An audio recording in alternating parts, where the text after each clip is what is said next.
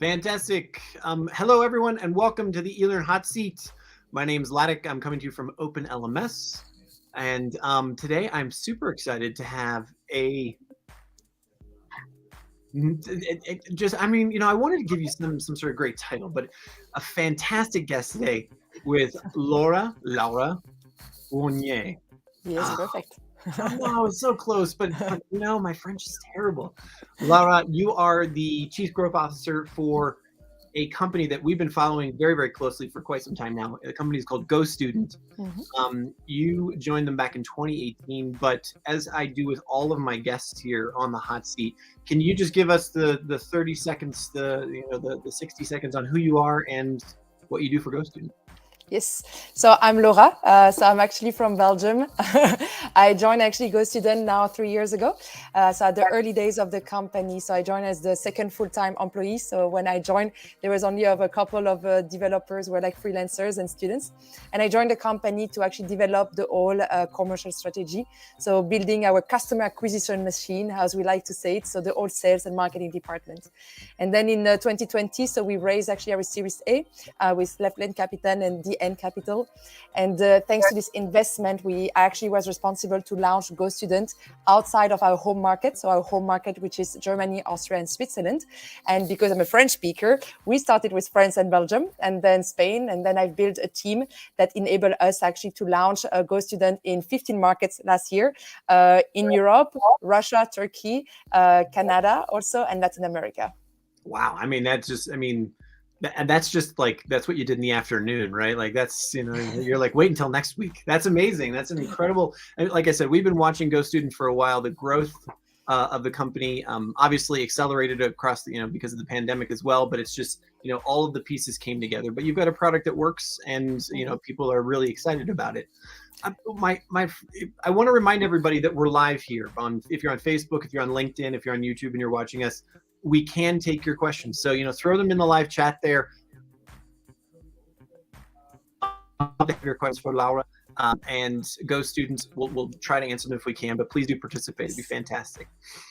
So 2018, and I know that GoStudent was kind of started as a WhatsApp chat in 2015 by the founder. Exactly. How did you, I just want to dig a little deeper into your personal story. Like, did you know these people, or was there a call? Did you find it on a job board somewhere? Did you know somebody? Did you knock on a door? Were you part of a network? Like, how did you find your way into this company? It's a very good question. So the first question starts with why were I in Austria? Who decided to move to Austria? And so I always say I moved to Austria for love and stayed for the job, which actually became the second love of my life, probably. And so at that time, actually, I started my career at HelloFresh, so Rocket Internet in Berlin. So it was in 2013. Then I moved to Google in Dublin. And actually, when I was in Google, I was a bit missing also the old startup feeling, like this, fast-paced environment. And when I moved to Austria, like I could not find directly this environment, but I was actually actively looking to join a startup again at the very early days, where that everything that you are doing on a daily basis, you see the impact right away. And by connection, I would say, I've heard that Felix and Gregor were actually looking for a head of sales and marketing. And to be honest, the first actually feedback I gave to the recruiter, because they had a headhunter, they told me about them, and I was like, guys, it's nice. It's a cute mobile application. But if I move to a startup, I want a startup that has a potential to become a unicorn. And they told me, wait a second. It's true. They are young. They were not even 25 at that time. But get to know them. And I went to the interview, and actually the feedback that they gave me is that I actually took over the interview. I was the one asking all the questions, and they say, okay, we might actually need this profile.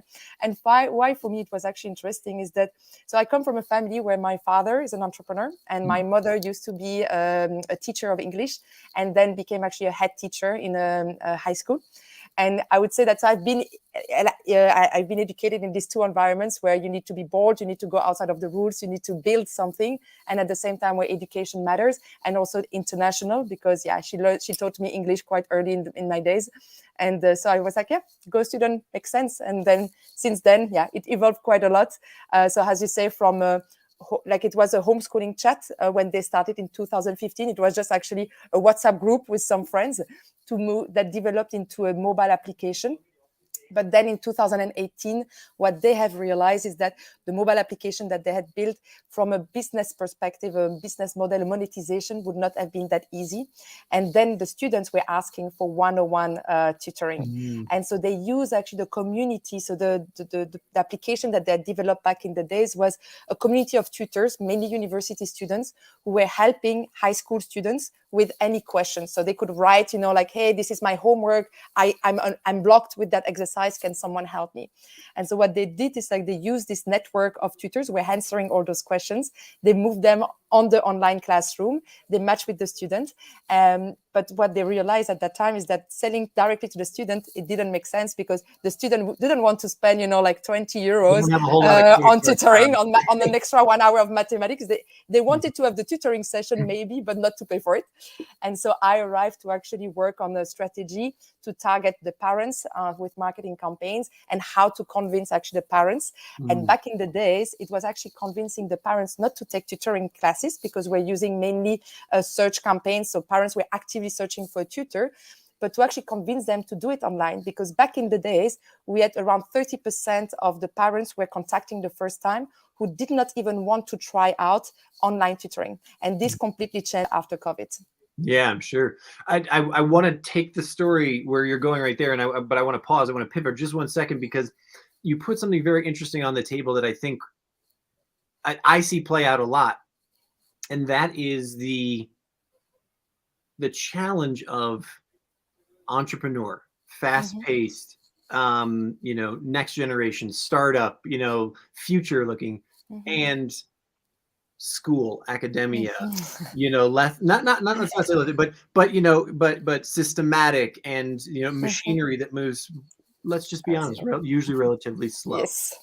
So this is usually tutoring, or this is a tutoring platform, but how have you, or how has GoStudent, captured both of those and made those into one conversation? So I think for us, the most important is that we've been always positioning ourselves as complementary to school, right? The school system is the way it is. It's one teacher for 25 students. The teachers are doing an amazing job, but they also often don't have the resources to adapt to every learning style and to every student. And what we say is that every student is unique and therefore should be also the teacher. But in reality, you cannot always have one teacher for one student. And that's where we arrive and we say, okay, so sometimes actually for certain students, the school is moving too fast. There are certain students who have actually difficulty to absorb the subject with the teacher. And that's why they need actually someone after school to help them to review the subject, to maybe approach it in a different way, to adapt to their learning style and so on. And then you have, on the other hand, you have those students who maybe are getting bored at school. And as you say, where the school system maybe is also a bit slower. And that's where we are coming to actually help the student to see, hey, education can be fun. We can adapt to your style. We can adapt to your speed and so on. And because when we look at those two systems, the startup world and the school world, so far we are not really, we are starting step by step by partnering with the school, but from day one, we've been working actually with the customer himself. So we've been targeting the parents, the student, and so on. And the student, I always say, if schools were actually a company who the main objective was about retention of customer, they would actually adapt the school system to the kids, to the students. And maybe today they would actually, all the schools would be on TikTok. Yeah. Totally possible. Totally possible. I want to remind everybody that I am live here with Laura Warnier from GoStudent. She's the Chief Growth Officer of a true unicorn. I read that you're valued at several $1 billion now. I think it's over $3 billion. 3 billion euros, yeah. And so 3 billion euros. Sorry. Which since that's just astronomical growth over a 4-year period since you came on to into the company.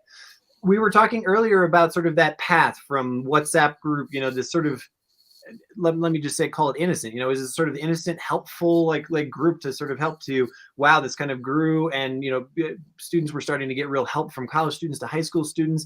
And then it moved into a place where you were actually brought on board to take this from to a B2C perspective and start targeting the parents. People who are listening right now, there's many people who are either in that college or in that high school, but there's a lot of, people listening right now as well who are saying, like, how can I get more attention? How can I grow the app or the plugin or the system that I've created? Are there, particular tried and true steps that you took with GoTo in order to start growing? Or did you have to break break the whole process and say, look, this is really unique for us? Well, how did you approach solving the growth problem? So I think for us is that there was an enormous need on the market, right? So, and I'm talking about before COVID. So it's not that COVID actually exploded everything. So before, back in the days, what we realized is that the tutoring market was actually mainly covered by the shadow market. So around 80% across the world of the tutors were what we call the tutor from next door, the cousin of the friend, the neighbors. And what we try to do is to bring actually all those talents on our platform, on our managed marketplace, to also show to the parents, first to give parents the access to high quality tutors wherever they are. So even if you live in a small city or whatever, you could have access to a tutor that is at one of the best universities. And then also bringing the transparency and ensuring that there is, we certify all those tutors, right? It's what we call a managed marketplace. So it's not that every tutor can just post a job ad. No, we are the ones selecting those tutors. So first, actually, they need to pass a test on the subject that they want to teach. Then they have an interview. So we assess the pedagogical skills. So to make sure that even if they know the subject, they can also teach that to the kid. And then there is actually an onboarding on how to use the tools of GoStudent, what it is to be part of the GoStudent community and to teach the GoStudent way. And we only, based on that, we only we only kind of accept 5 to 10% of the candidates who apply to become a tutor at GoStudent. So for us, really, there was this access. So because we are online, you had access to high quality because we were making sure that we were hiring only the best, and then making it actually affordable, because bringing online tutoring enabled to cut the price to quite down heavily for a session. And so the need was there. The parents were looking for a tutor, mainly back in the day. So in Germany, in the German-speaking area, it's a bit different than in other countries, like Germany and France is very similar, is that tutoring is actually, it's based actually on a problem. So it's like the painkiller. The kid come back from school, he has a bad grade in mathematics, alert at home, the parents are worried. And then what they're doing is they are searching for a tutor for 4 or 5 hours online to cover and to make sure that the kid has a good grade for the next exam. And that's where we were capturing actually this demand of actively searching for a tutor for the kids. And then what we are telling and who are competing against the shadow market, or sometimes those institutions where they are mainly doing group classes and it's physical, we were just telling that we have the highest quality at a better price and wherever you are. And that actually, at the end of the day, unlocking growth is about finding the problem. It's about finding a problem and having a solution to it. And because it's not about only finding the solution, it's about being able to communicate around it and to really show and convince the customer that you do it in the right way. And for us, something that really unlocked us, because as I say, everyone, not everyone, but a lot of people were actually looking for tutoring. So it was around 50% actually of the students at one point tutoring already in their life. And a lot of were actively searching for tutoring, but they wanted offline tutoring. The parents wanted that the tutor come to the house, sit next to the kid, because that was the only way. Online was no, it's only for gaming or whatever. And we had to convince them. So what we did is that we actually started with a sales team. So we built actually a first sales team that were convincing the parent who were looking for a tutor offline that he had to try it online. And then he really discovered actually the quality of education that we could give. And on top of that, it was cheaper. And on top of that, they didn't have to clean their house when the tutor comes in. And so altogether, they really saw the value of working with us. Fantastic. How did you deal with, so 2 questions. One is about price elasticity, because what you're saying is you unlocked the fact that it was an opaque market. Many people, as you said, it was in the shadows. So, there wasn't an open market about what did things cost. Is it $10 an hour? Is it $100 an hour, or euros, sorry, an hour? And then you said, look, so being able to offer, a high quality service for much less, it's worked for you well. How much did you have to overcome the process and the sales process of, this is cheap, so maybe it's not that good of quality, right? I think that's, we've had other people who've talked about tutoring services on the show before, and they've said, look, in some places, let's just say California, New York, if you're not paying 100 euros an hour, people are gonna say, look, this isn't worth it, right? Like there's that perception. How have you dealt with that? I think that's actually very American. I've never heard that on the phone from a German customer. I think it was never the problem. I think you find that all over the world, right? Like especially where I sit here in Mexico, if you're not paying a certain price, then there's no way that it can be quality because you're not paying enough. And you're totally right. And we really need to find the right balance. So back in the days, it was also kind of, we were not doing like big research or whatever, just like you put a price, you see how the parent react. And doing it with sales, it's amazing because when you only sell via your website marketing, you actually don't have the direct feedback of the customer. That when you're on the phone, you really know, like you give a pitch and you have a direct feedback. You hear the customer who laugh, the customer who say no way, the customer who just like question things. And that's why you can actually learn, like you have those learning loops that are so fast. That's why we could also go to that growth. But now, like when we enter new markets, we do pricing research to really understand. So they're actually very like advanced method to understand exactly what you say. So what is the maximum I would pay? What is the minimum I would pay? And then you find actually something in the middle based on how you want to position yourself. So yes, we want to be shown as a quality service, but at the same time that is affordable. And then flip that around to me. Like, what's the negotiation or what's the process with the tutor on the back end? Is it a set fee that every tutor gets? Is it differentiated according to where they are in the world? Differentiated according to the subject or price that they're offering? Like, walk me through that process. Yeah. So first of all, of course, across countries, I mean, there is different purchasing power. We also have different prices for our customers. So of course, there is also different pricing for the tutors. So that's definitely the one topic. The second is actually we also try to reward like if a tutor is good or a tutor has been working with us for some time, also how we actually adapt the pricing on that end. Fantastic. So you started in Vienna, you started in Austria, you started in Germany, you started in Switzerland. And as you just said, I love your, like you said, that instant feedback. You're like, I've never once heard anybody say cheaper is not better, in Germany, right? Tell me how then, what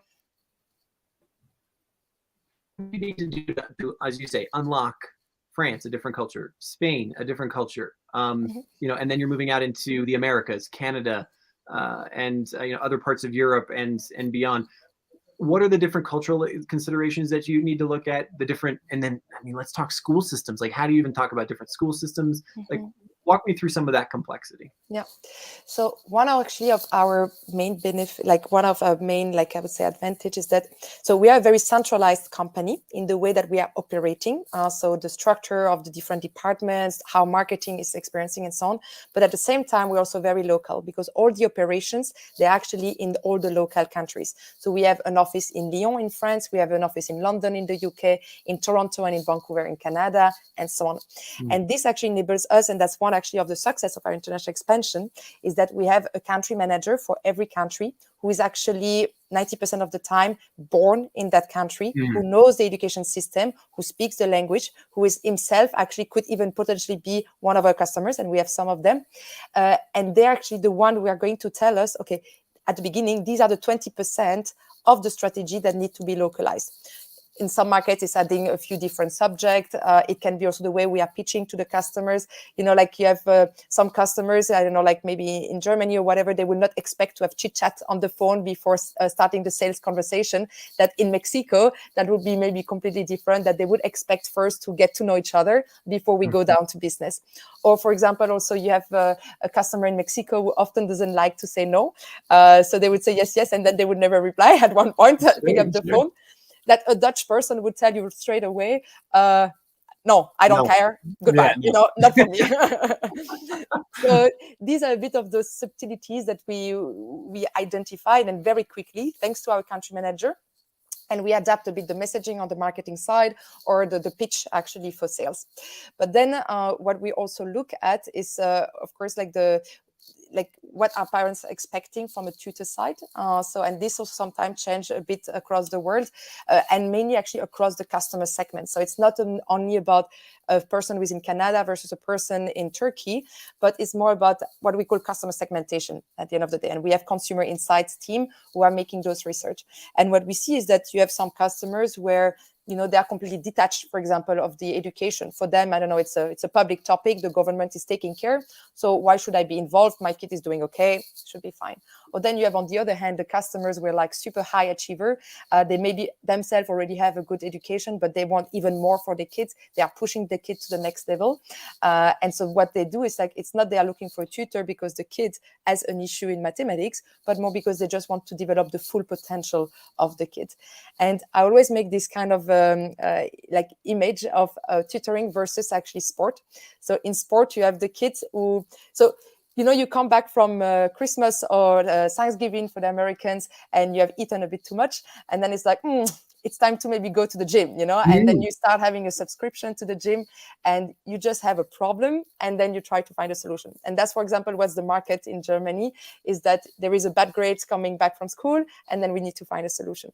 But then you have the other two extremes, for example, the Chinese market, where you have like the parents who are super competitive, where they really want the kids, to become the best in school. That's why we have the highest amount actually of those math genius who are like winning all the competition, also coming from China or from Asia, because there is much more pressure. And the analogy with sport is like actually the Olympic players, the one who are not just doing, like a running from time to time. They are the one actually going the extra mile. And then what we have, and that's what we try to do at GoStudent, is the one in the middle, is that tutoring starts to be actually part of your lifestyle, as actually running once or twice a week is part of your habit. And it just makes you feel better, right? It makes you feel more confident. It makes you feel like things are just running and it's part of it. And that's what we want to do with tutoring, is just to show to students that by having 1 or 2 hours or of needed more of tutoring per week, first of all, you should not be ashamed of it. So that's very important. And second is there just to help you to develop your full potential and be confident at school. That was I wanted to see, like, go a little deeper, because at least in my culture and in the United States, tutoring has a very, it has a stigma attached to it, right? If you're going to be sent to a tutor, that means that you're less, or, maybe you're outstanding. Whereas, as you said as well, there's a whole other set of people in the world where tutoring is used as a way to advance, or, hey, look, we're going to be an overachiever. How have you positioned to GoStudent to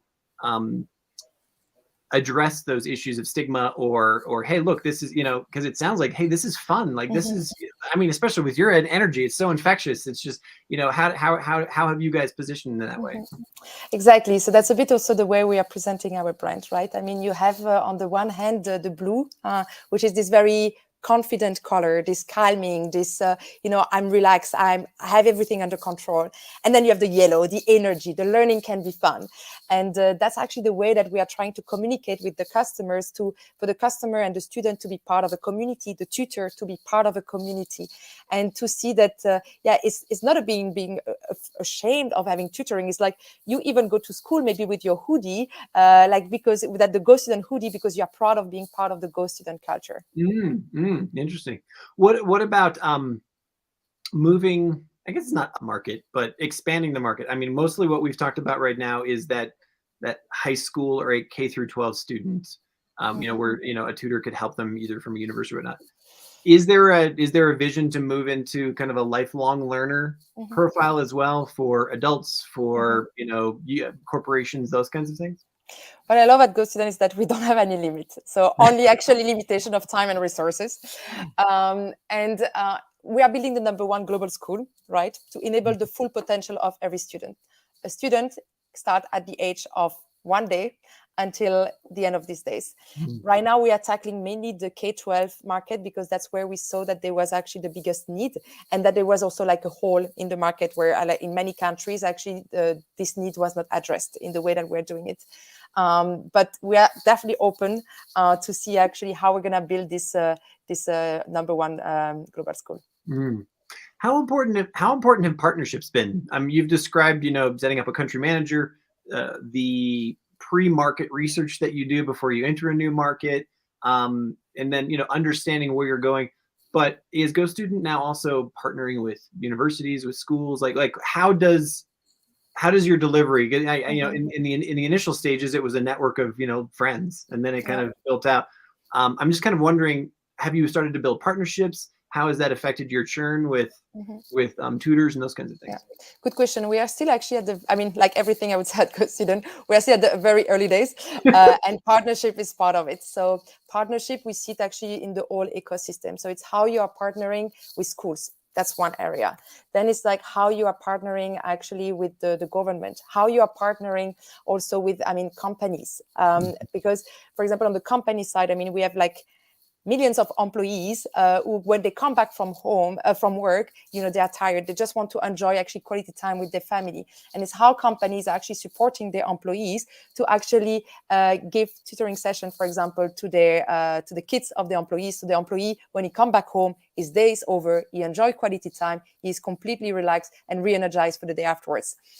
It's also, we are partnering, as you were saying, with the universities where the majority of our tutors come from. How can we actually show them that they can have a flexible work, earning pocket money, or for some others, it's like actually money that they need to live, while actually adapting to their life, to their study life. So partnership, there is also strategic partnerships that we can do on how actually to improve our product. So strategic partnership that sometimes start with partnership, then end up in a merger and acquisition. So for example, an example of a company that we have recently acquired from the UK, Seneca Learning, who is actually a freemium application that actually distributes that the kids and even the teachers can have access to just have content to learn on their own. And so we are looking at all those type of partnerships, from school to more strategic and corporate partnership, to just improve actually our service and to also have access to our audience. Fantastic. Folks, I'm talking with Laura Warnier. Laura Warnier, I apologize. Gosh, that fantastic name, and I can continue to butcher it. I apologize. She's the Chief Growth Officer at GoStudent. You know, it's a unicorn from Vienna, Austria, that is literally exploding across the education space, providing tutoring services and more.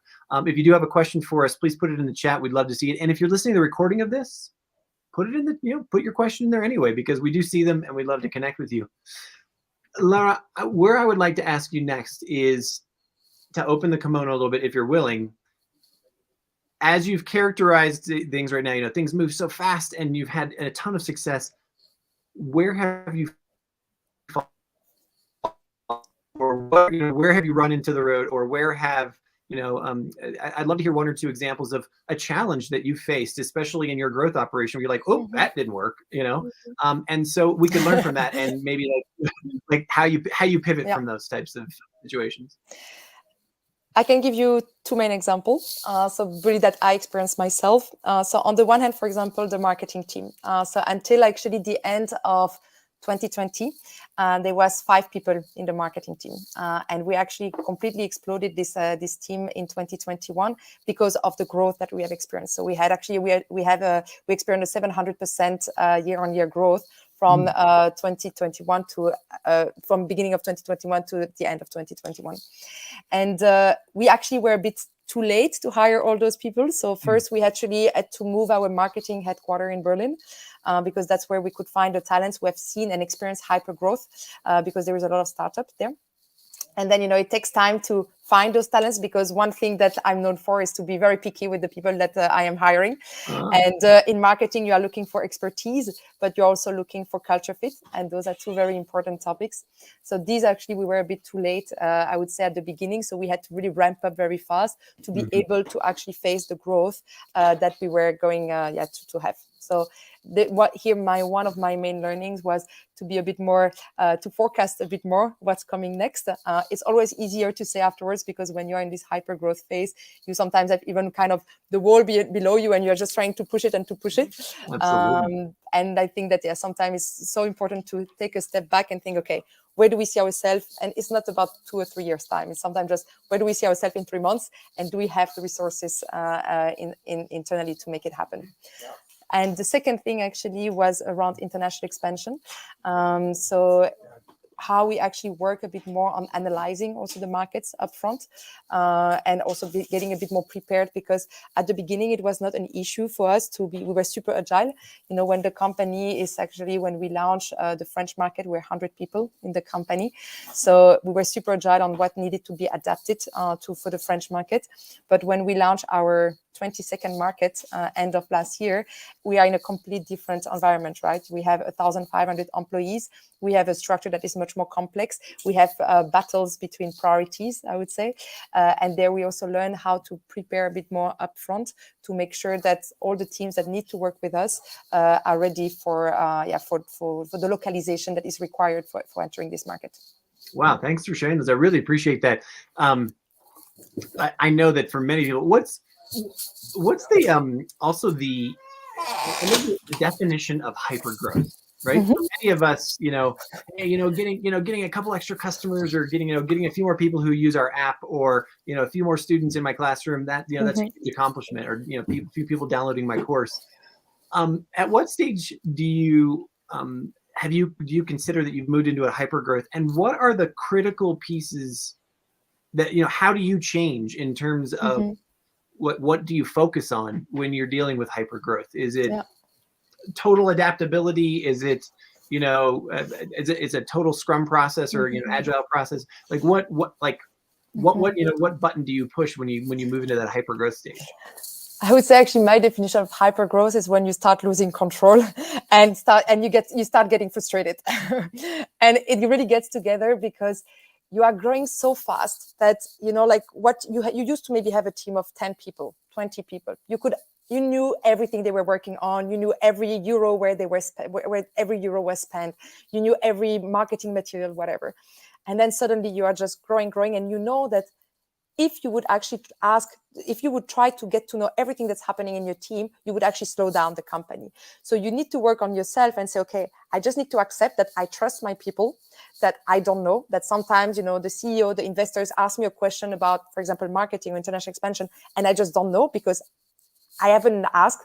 And I just know that my team know how to handle that, and I just need to ask the question. And that's really these things and that's why like hiring your team is so important, because it's all about trust. And trust is the source of hypergrowth, in my opinion. The second thing is frustration, because hypergrowth is actually, that's when communication issues start to come. Everyone goes speed. You don't have time to think, okay, one decision, what are the consequences of that decision to all the stakeholders around it, or maybe in the future and so on. You just need to go. I mean, you take hundreds of decisions every day on Slack. Slack is an amazing tool for hypergrowth because you just don't, you don't spend time in meetings, chit chat, and so on. You just take decisions on the go all the time. And sometimes, yes, you go too fast to make a decision, or you maybe didn't include someone who would have liked to be included, or you sometimes are not always being on the democratic side of taking decision, but it's just because it's needed to reach actually our growth expectation. Second, almost final question for you, but what, so we've talked about your expansion, your growth, we talked about some challenges. Now that you're sitting here 5 years later, you're still exploding, you're still growing, absolutely, you're in that hypergrowth stage. What are 1, 2, 3 pieces of advice that you would give to someone else, or maybe the Laura of 2018? Like what pieces of advice would you give to them about, hey, look, you're kind of on the precipice of growth. Here's what I would do differently, or here's what I would prepare for. It's a good question. And to be honest, I think we always ask about what are the mistakes that you've done, or I would not do anything differently because I think that if I would have done things differently, other problems would have came. And I think that for me, my main learnings, and that was really something that really enabled me to face this hypergrowth, is just being confident that whatever will come on my way, we'll find a solution. And it happened with expansion. So for example, we entered, as I said, 15 countries within a year. Tremendous growth. And the reason that we could do that is just that we were not overthinking. We were not over-analyzing. We were just going, opening, executing. And then, we faced quite some problems, but it was part of the game. And it was just it was the next challenge that you needed, so it doesn't get boring. Yeah, that's great. So last question I ask everybody on the hot seat here is, as you look forward into the next 6 months, 12 months, what are you most excited about personally? Is there something that's changing at GoStudent, something that's coming down the pipe? Is it another company that you're excited about? Is it the next new market? Like what, when you get up, obviously you're excited about growing your team and whatnot, but what else are you passionate about? I mean, first of all, there is the new markets. So until now, we've been expanding mainly actually in markets that I know. So Europe, also the Americas, Latin America, which is also still a culture that is different, but still quite similar. When we go to, Middle East, to Asia and so on, that's a complete different culture. That's going to be a different challenge. And there, for example, I will know that I will need to study much more the market to better understand the culture, because there might be also some clash coming in. Based on the culture fit. So that's, for me, that's one of the big excitement. Second topic is how, the way we want to develop the companies, we want to develop the potential of every student, right? And every student in certain countries, like in Latin America, you need to think about how you're actually enabling every student based on the purchasing power. And we actually want in the future, so to start with more and more initiatives on the corporate social responsibility side, working with partners and so on, also working on adapting our product for those markets to make sure that we enable every student. That's fantastic. And I will tie it in a bow there. That's a fantastic vision for the future.